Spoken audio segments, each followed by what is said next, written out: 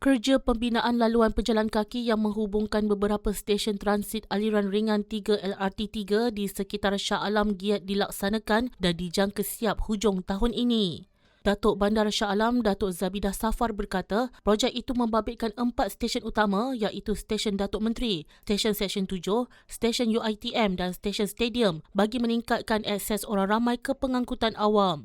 Menurut beliau, 5 laluan pejalan kaki dibina oleh Majlis Bandaraya Shah Alam MBSA, manakala beberapa laluan lain dilaksanakan melalui kerjasama Prasarana Malaysia Berhad Prasarana, Perbadanan Kemajuan Negeri Selangor PKNS, Management and Science University MSU, Starhill Sentry Sdn Bhd serta pemaju lain.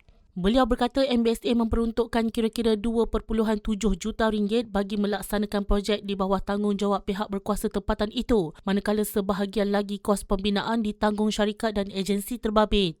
Di Stesen Datuk Menteri, MBSA membina laluan pejalan kaki berbumbung sepanjang 550 meter di persiaran bandaraya, Jalan 14 Palang 1 dan 14 Palang 8, selain laluan tambahan yang dibangunkan Prasarana, Angkasa Sdn Bhd dan Starhill Sentry Sdn Bhd. Bagi stesen Seksyen 7 pula, MBSA membina laluan sepanjang 300 meter yang menghubungkan stesen itu ke Hospital Shah Alam, manakala Prasarana menyediakan laluan berbumbung sepanjang 270 meter ke Pasaraya Giant.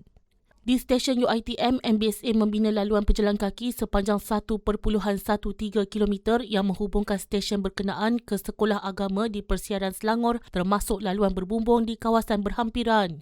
Sementara itu, di Stesen Stadium, pembinaan melibatkan laluan berbumbung sepanjang 140 meter dan 200 meter oleh MBSA selain laluan sepanjang 330 meter oleh PKNS serta sambungan laluan pejalan kaki ke pintu pagar MSU.